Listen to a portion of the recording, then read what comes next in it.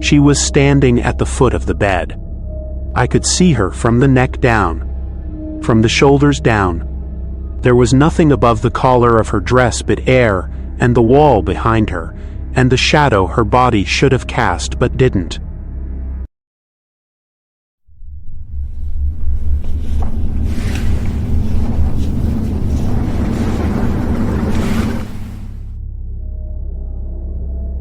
This is Case File 99. The Lemp Mansion.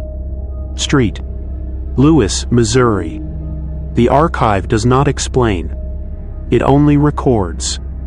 It recorded the temperature in the attic dropping to 34 degrees on an August afternoon with no wind. It recorded the sound of a woman's wet hair dragging across floorboards at 2:17 a.m. It recorded 3 knocks on a window that had been bricked shut since 1904. Once a case file is opened, it cannot be closed. Once a name is recorded, it cannot be forgotten. This case file has no known closing entry.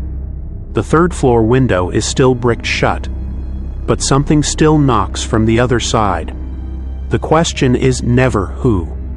The question is never why. The question is, has she followed you home?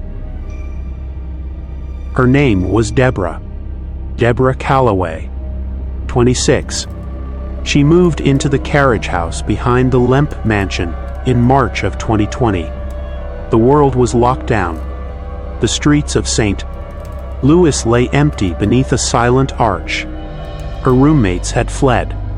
Her landlord still demanded full rent. No one was renting. No one except Gerald, the mansion's caretaker.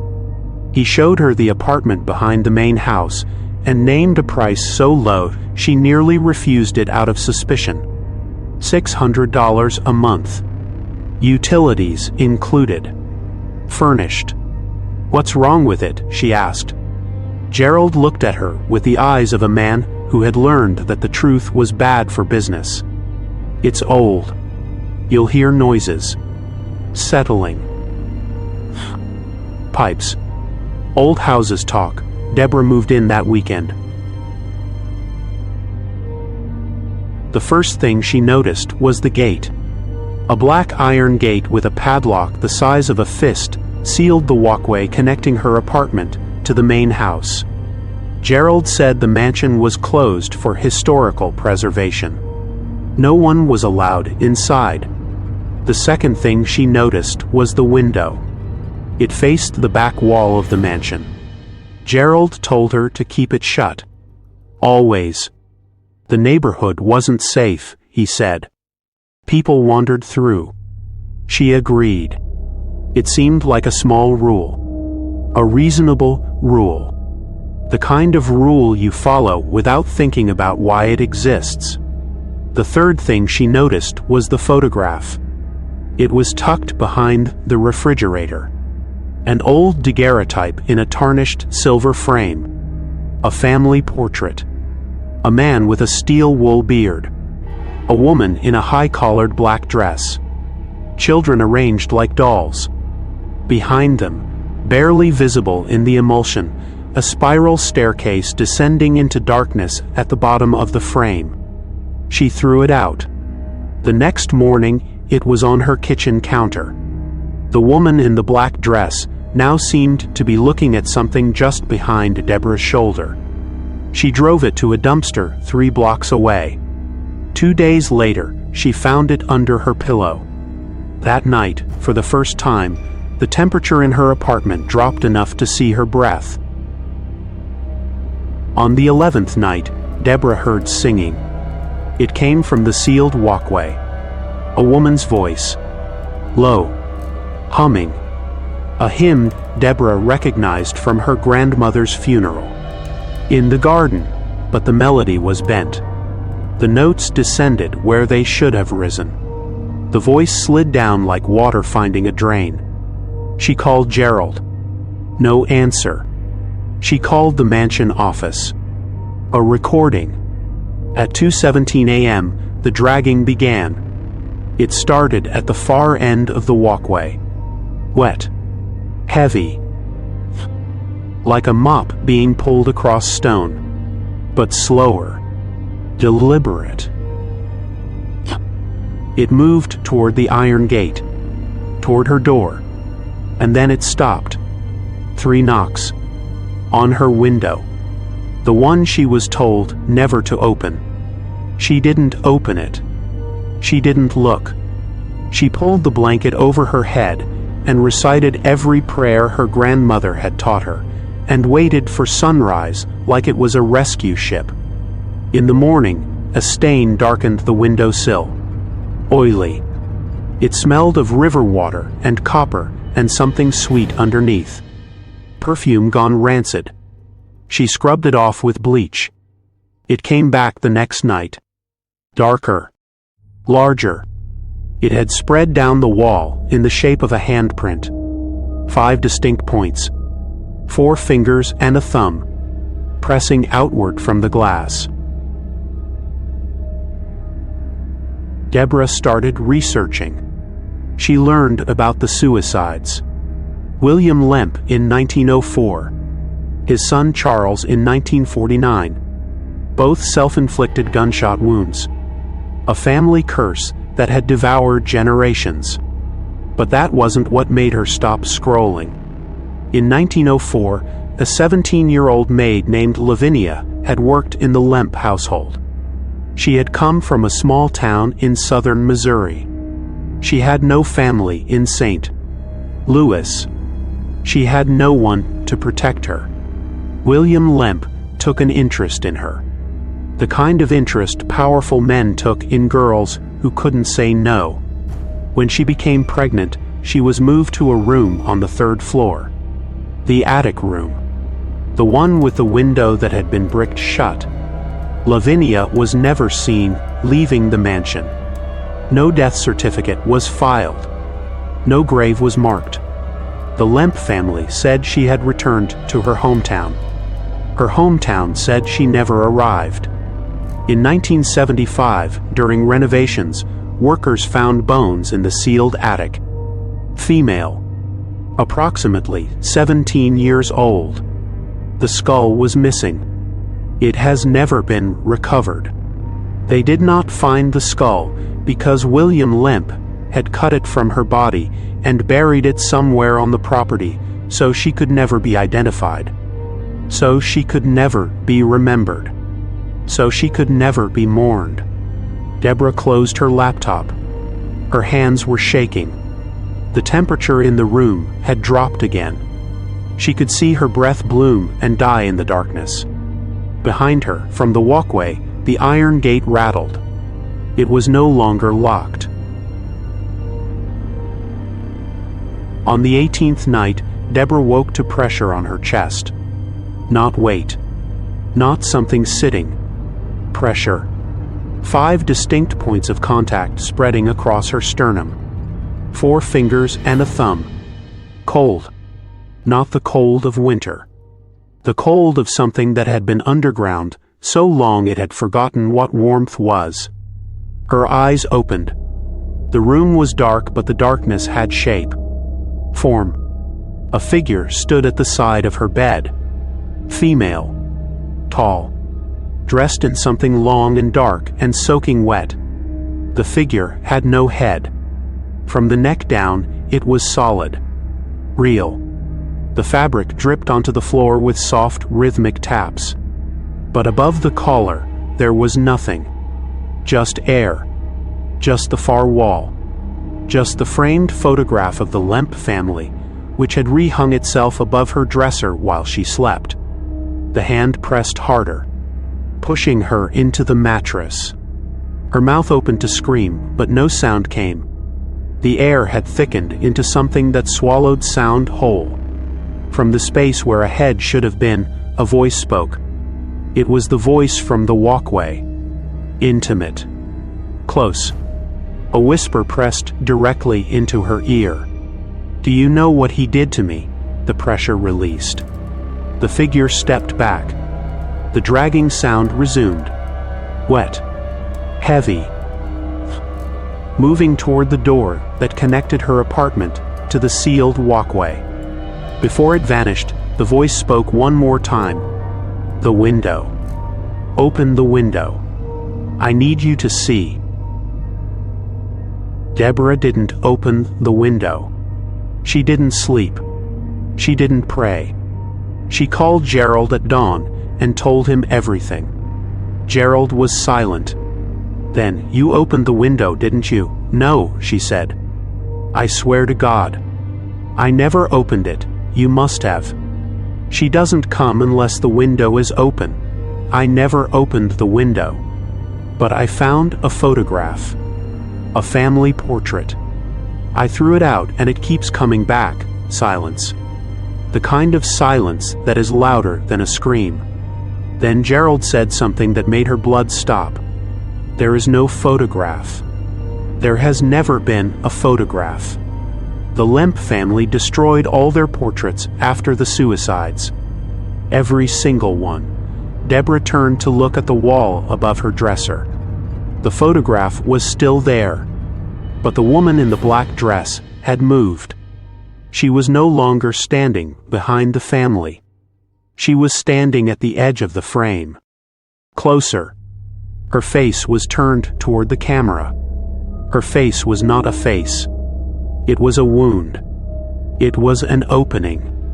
It was a mouth with no lips and teeth that were not human, and a darkness behind them that went down and down and down. The photograph was not a photograph. It had never been a photograph. It was an invitation. And the invitation had already been accepted. Debra packed her bags. She called a co-worker in Chesterfield. She would stay there until she found a new apartment. She would never speak the name Lemp aloud again.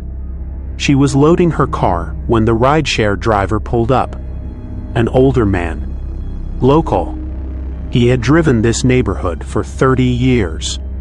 He saw her suitcases and her face, and he pulled over. "You're leaving," not a question. "Yes, the carriage house," she nodded. "How long?" 3 weeks, he whistled low. "Most don't last 3 days." He helped her load the last bag.